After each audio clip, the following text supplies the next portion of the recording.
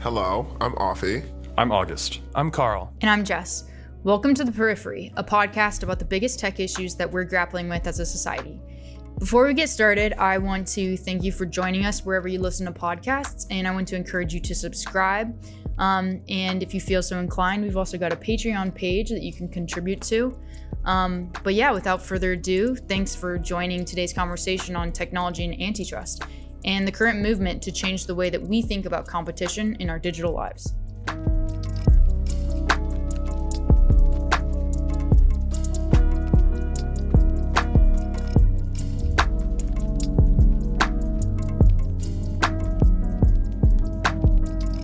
Hello. Welcome to the Periphery. Thanks for joining the conversation. One of my favorite pastimes, I would say it's probably the best pastime you could enjoy, is relaxing out in the sun on Stanford's campus on a warm, sunny day. And the other day I was online and I wanted to augment that experience, and I saw this lounge chair on Amazon.com, and I bought it. It worked out really well. It's very portable and Incredibly comfortable. It's a little heavy, though. You can't really carry it long distances. That's true. In the next iteration, they should find a lighter metal or something. Yeah, maybe aluminum. I don't know what the current metal is, but we should add a comment. Yeah. Do you guys all have this? You all have this? Oh, we have like 5 of these chairs. We'll but get there. They did not come without quite the Right. controversy. I would like to try one day. I recommend everyone buy one, but with the But caveat. this is why we're talking today, because maybe we shouldn't buy one. Because I had this similar thought a few months back when I bought that chair, and I just wanted to share it with everyone. So I messaged our class's GroupMe. There's about 170, 180 people in there. And I said, you should buy this chair if you like relaxing outside like I do. And within 5 minutes, there was I had one at my door. Well, actually, I'll say within 5 minutes, first, a lot of people did buy those chairs. And then second, within 5 minutes, there was a response message that was very interesting. It sent a poster or a flyer with a picture of Jeff Bezos, CEO back then of Amazon. And he was grayed out, and he had these kind of red or evil-looking eyes. And He looked like a devil. yeah, he was very devil-like. And Demonized. it was, and this flyer was advertising a strike on buying things on Amazon, and it just happened to start 2 days after I had made this announcement and bought this chair. And It like cited numbers like, or what was it doing? They were talking about how big it was. yeah, how many online retail sales are used up by Amazon? I That's think what- it this was was a also pandemic. this was How- also around the right. time that certain activists had a guillotine outside of his home. Wow. I do. I didn't even know Yeah, that. that was I on do remember Twitter, that. yeah. I do remember that. And I think it's also in part in response to the fact that like Full size. Amazon got so big Yeah. over Yeah. COVID. It was Yeah. like the best thing that ever happened to Amazon. Yeah, and I think I didn't even flinch. I didn't even think twice before I sent this Amazon link. But then again, I didn't even think twice before I went on Amazon to look for something to buy. And it really got me wondering, this comment from a fellow classmate, why is it that we're so disturbed that Amazon is so present in our lives if I enjoy my lounge chair so much? Yeah. Why do we care that Amazon is so big, so omnipresent? Really, why is bigness bad? Right, and that really goes to the foundation of some of the developments that are going on in antitrust law nowadays, right? Where the paradigm for such a long time has been the consumer welfare standard.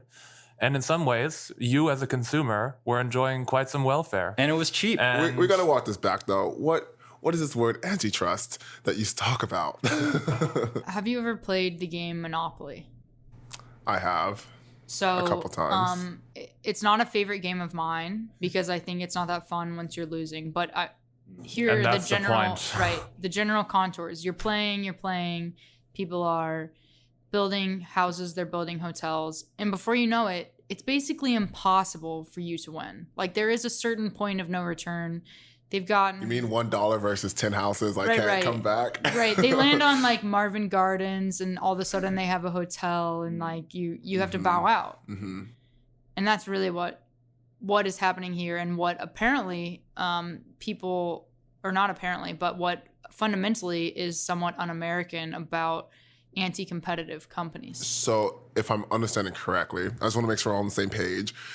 When Carl talks about antitrust and the current things, related to the tech company, or we want to break up big tech. I think that was a big part of Elizabeth Warren's presidential campaign. Right. What we're talking about is how do we want companies to compete, so therefore there is at least a playing field, before we get to the last round of monopoly where you can't compete. You can't win, nothing you can do. And for some reason, we consider bigness bad. Yeah. Right. And is this about an ideology, or does it really trickle down to affect everyday consumers? And is it kind of impossible for us to imagine how it affects us, because from our perspective, things are going well? Oh, it's affected us in a great way. Things are so cheap. Things come within a day or two. It's true. We have enjoyed such convenience. They even give you free things. There's been so many times, and this is what I personally felt Amazon was too big, without really any understanding of what too big or too small meant.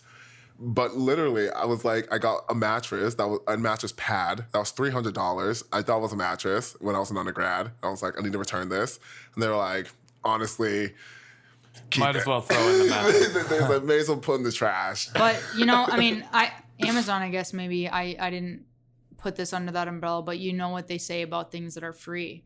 If it's free, then you're the product. Or, in other words, if it's free, you're the raw material.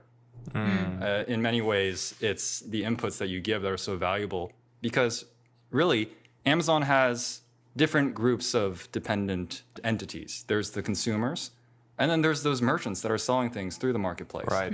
And are forced to sell them through the marketplace. They must, because we're all there. I didn't go to anywhere else. I didn't Google lounge chair. I went to Amazon.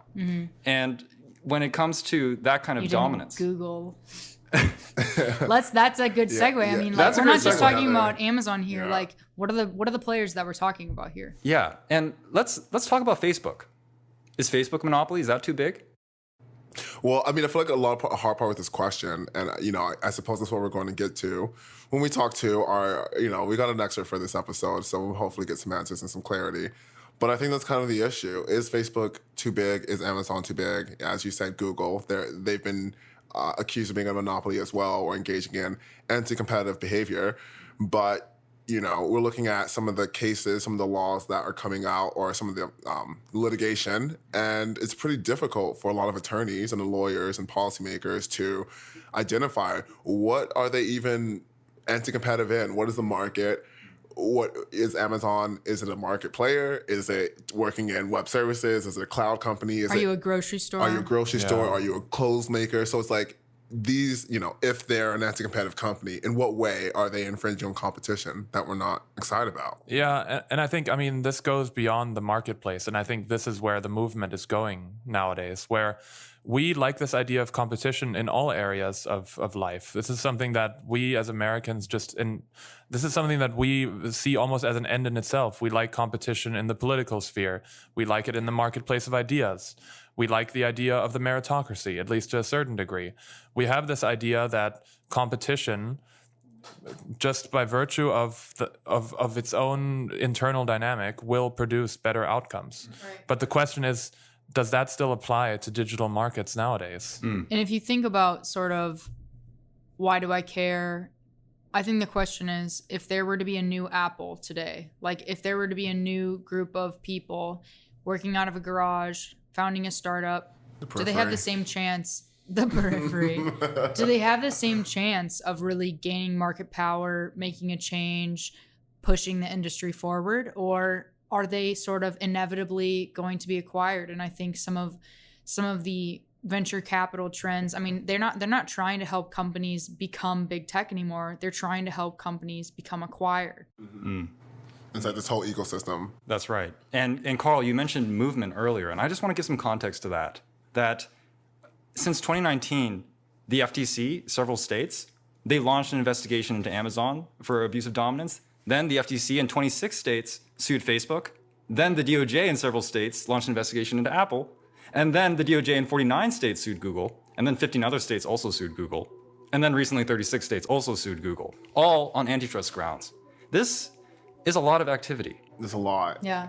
It's and we'll get into this, but as I've delved into this whole antitrust world, I can see, or I can be sometimes sympathetic to some of these bigger companies and some of the grievances with what the FTC is trying to do sometimes. A lot Facebook or Apple, I think is an easy example. Apple has this marketplace, the App Store that they made to host apps.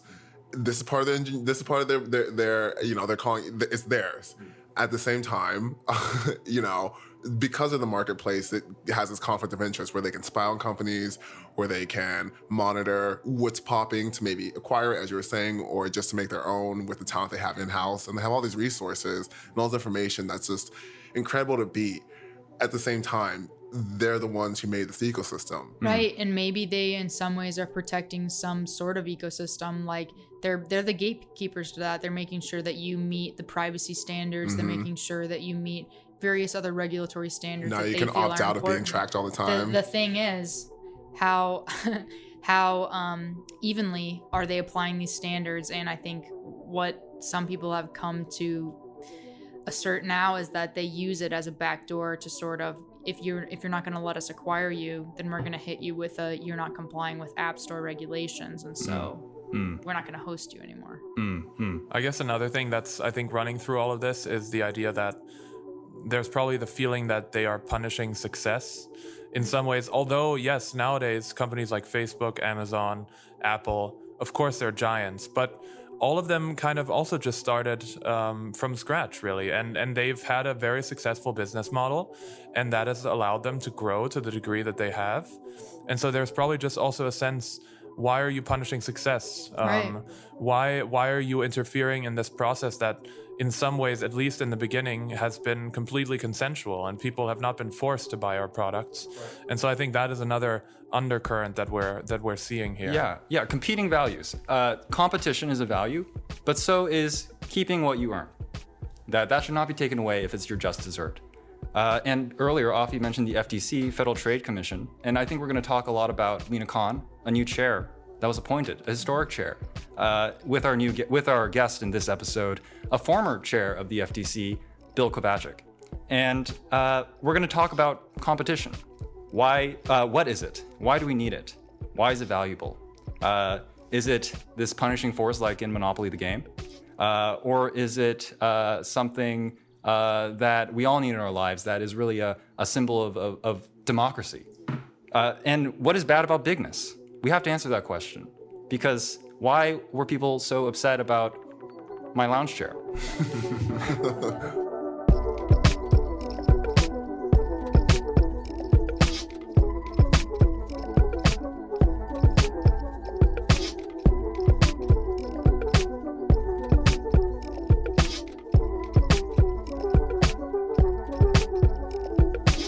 Bill, welcome to the podcast. It's great to have you.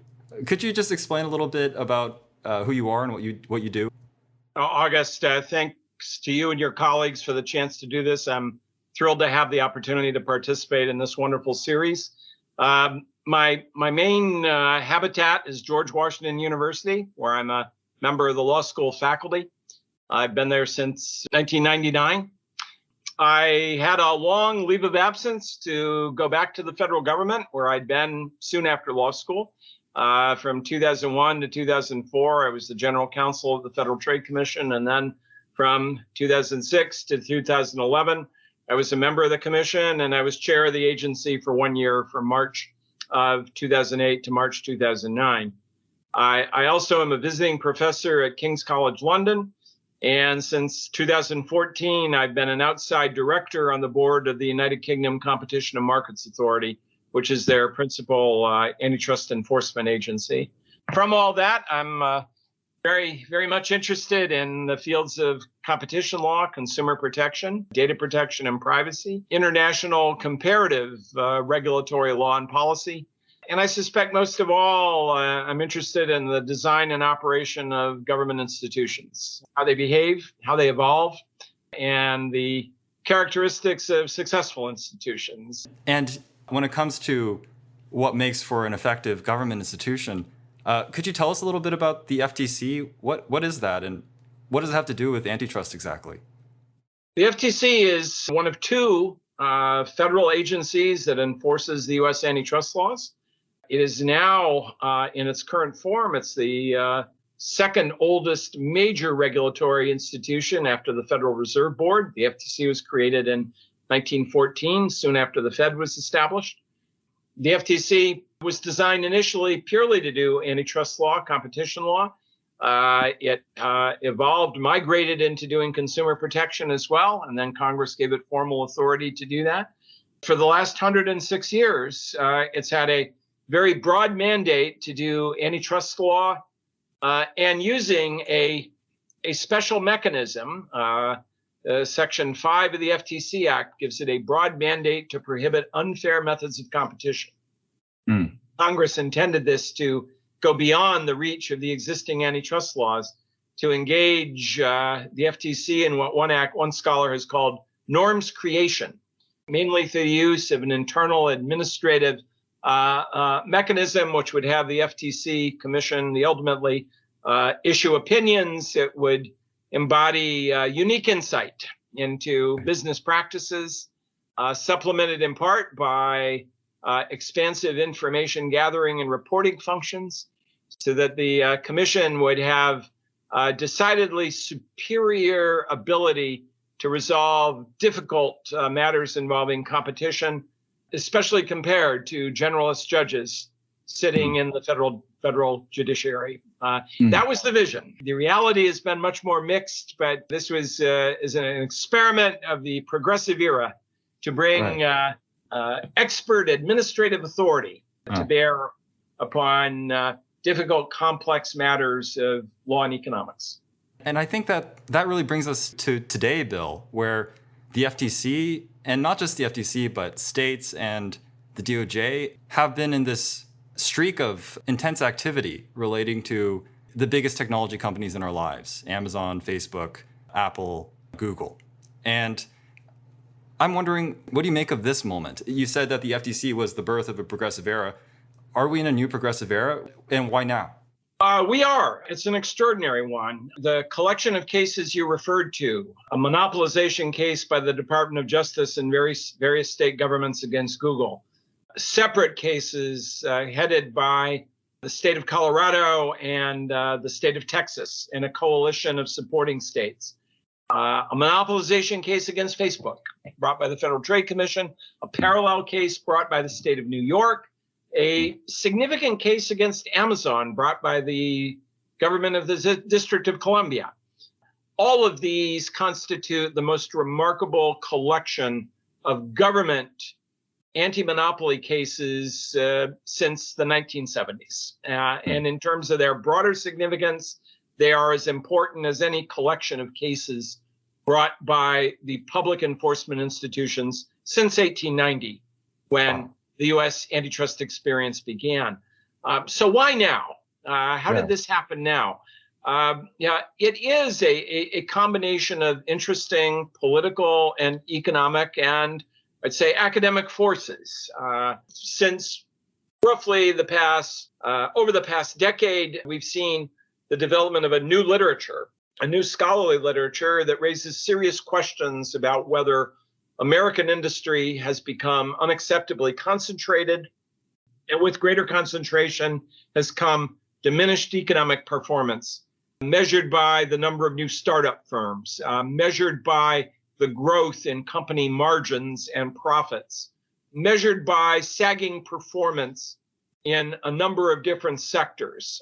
So the concern that a relatively permissive approach towards mergers and acquisitions that prevailed from the early 1980s up through the recent past enabled firms to achieve preeminence and to deny others the opportunity to enter and prosper. Another is that we are at the back end of shocks to the economy that occurred in 2007, 2008, 2009 with the global financial crisis, with COVID.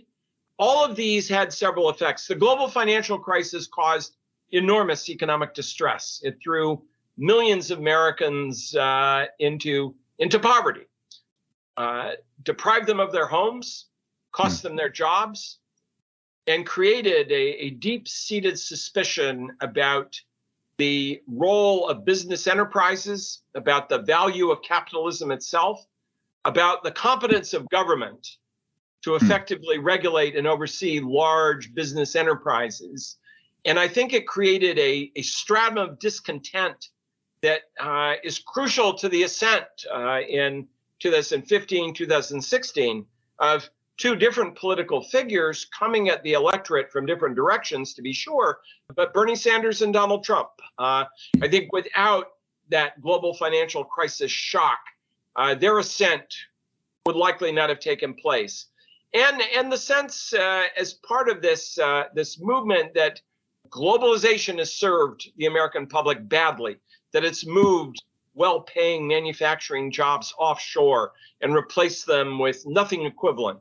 So a series of shocks to the economic system that had great implications for the way in which citizens regard their public institutions and business institutions, and a change that involved greater suspicion, the erosion of civic trust in the work of public institutions, a fertile ground for a rethink of an economic policy orthodoxy that tended to favor, again, from the early 1980s onward, a lighter touch in the regulation of business.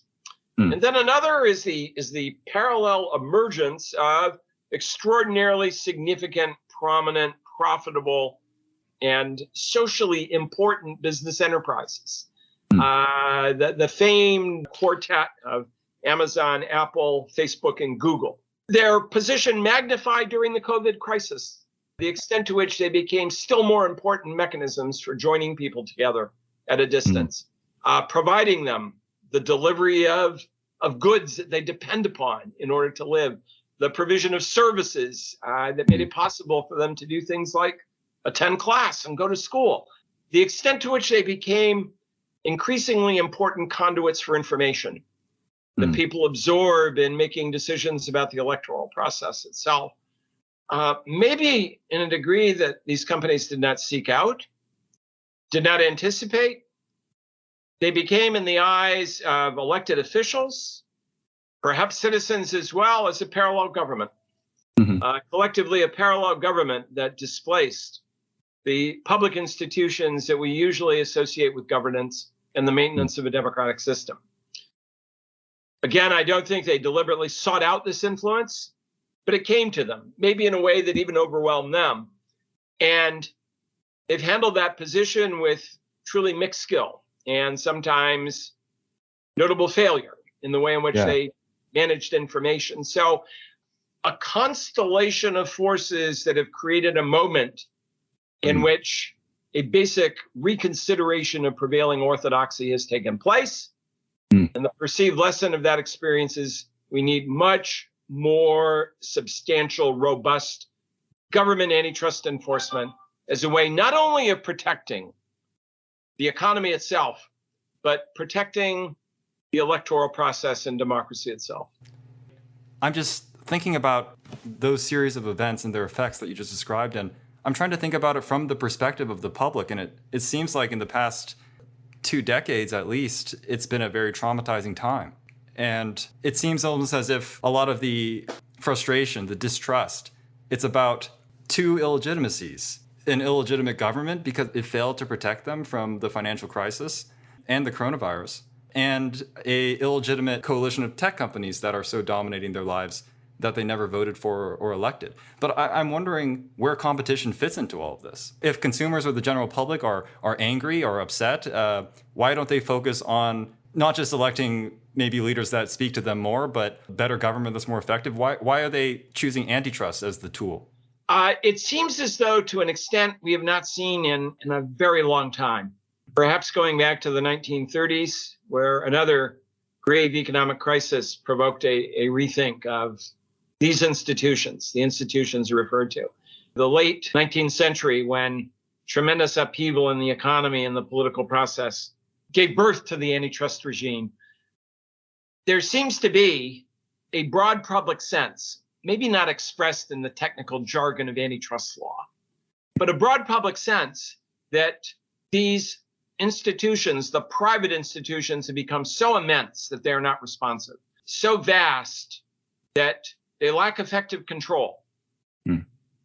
I don't think the public is of course, uniformly opposed to them. Individuals marvel at the things they do, the extent to which these devices that are key parts of our lives, this thin little device that fits in my pocket, has all the power of an IBM 360 computer many times over that would fill the room I'm sitting in now.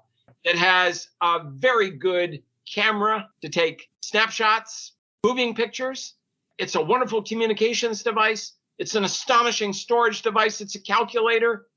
And to have imagined even 20 years ago that it would fit in your pocket and you carry that all with you, that kind of integration, that's an astonishing path of innovation that we all enjoy.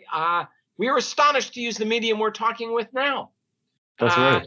The remarkable capacity to speak with each other in this form and to communicate. And I think part of what the COVID experience has done, a byproduct of it, is that it's shattered the idea that you have to await personal interaction in order to have very effective communication. And that it's possible now to have conversations involving many people that literally cover the earth, as long as you can try to get the time zones right. So at one level, as citizens, we revel in these developments. Not only amazed by them, enjoy them, delight in them, but respect the institutions that did it.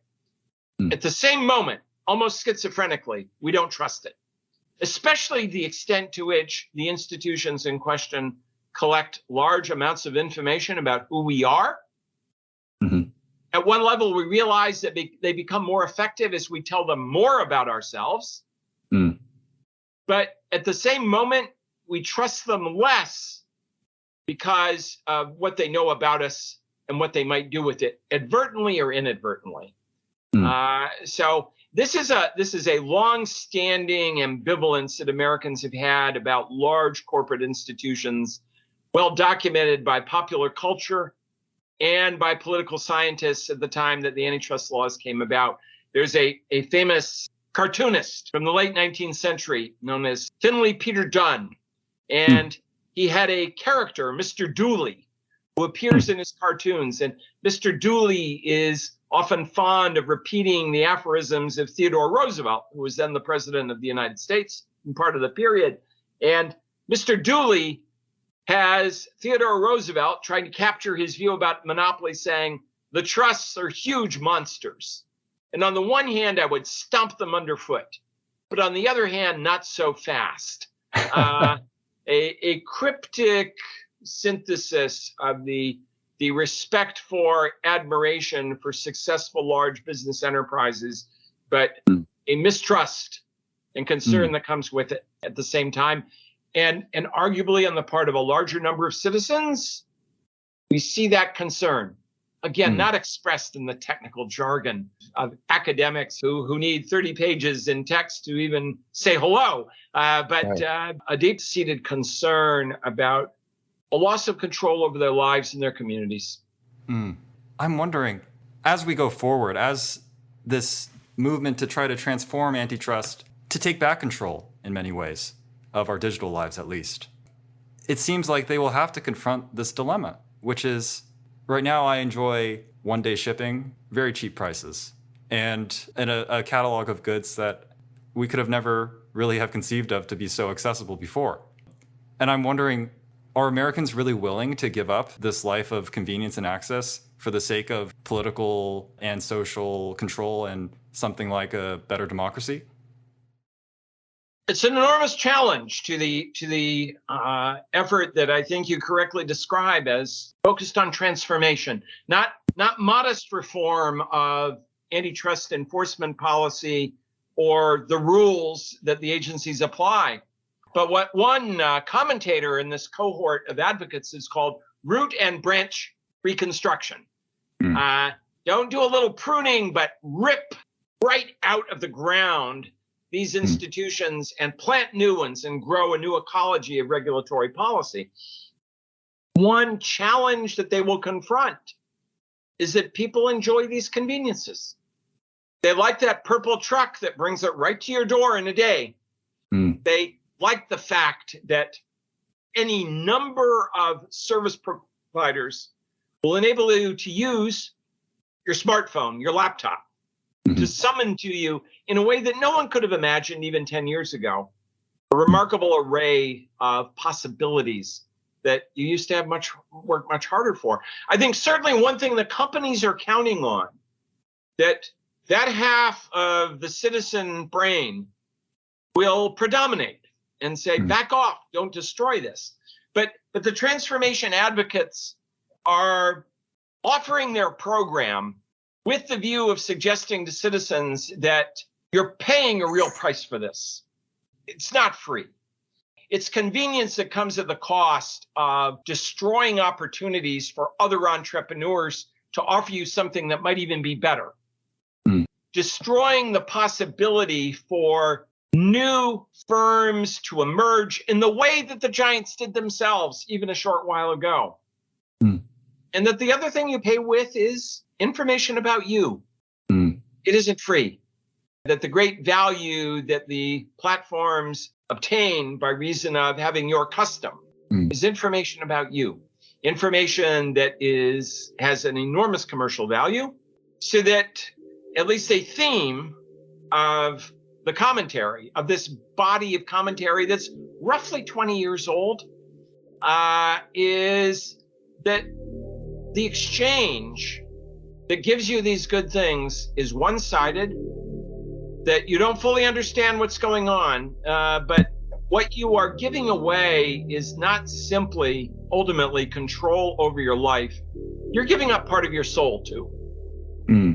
And to quote the great Joni Mitchell, the wonderful composer and singer, Big Yellow Taxi, one of her greatest anthems. Don't it always seem to go that you don't know what you've got till it's gone?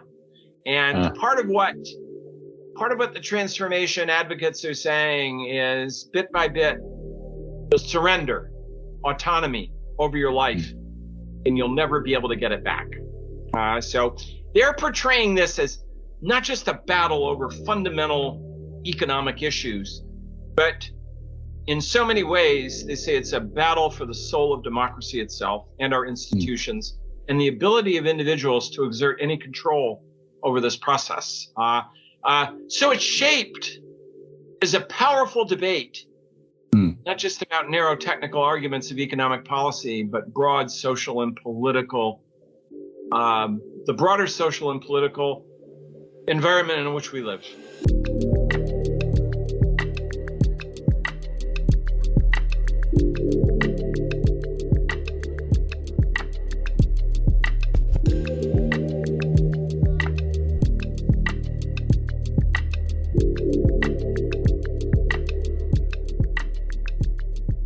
So August, welcome back from that really interesting conversation. I know it's personally a topic that you're super interested in. We're all interested in it here on the Periphery. We think everyone should care about it.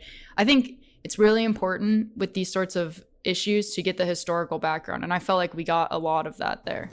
I think Bill really gave this compelling narrative about why we got here, what are the forces that are shaping this present moment, this once-in-a-century moment, this new progressive era, as he described it. And what struck me the most about the way he described where we're at right now is his view of us, of the public.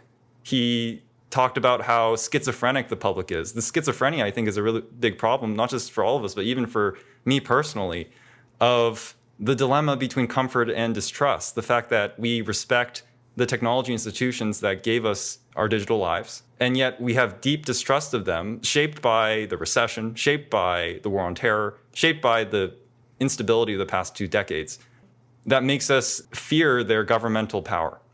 I'm wondering how Americans can possibly resolve that schizophrenic fear that they suffer from. So we've broken, or he's helped us break down sort of these general contours of some of the movements happening in antitrust right now. But another aspect that's interesting are the individuals, the players that are making changes right now. And so that's what you two are going to talk about in part 2 of this series. So if for the people listening, if you found this conversation interesting, please tune in to the second iteration. We're going to talk about specifically Lena Khan, or as Afi likes to call her, Lean Icon, and what she means for the future of technology in this context, and what she means for people like us who are wondering how things might change and how things might improve.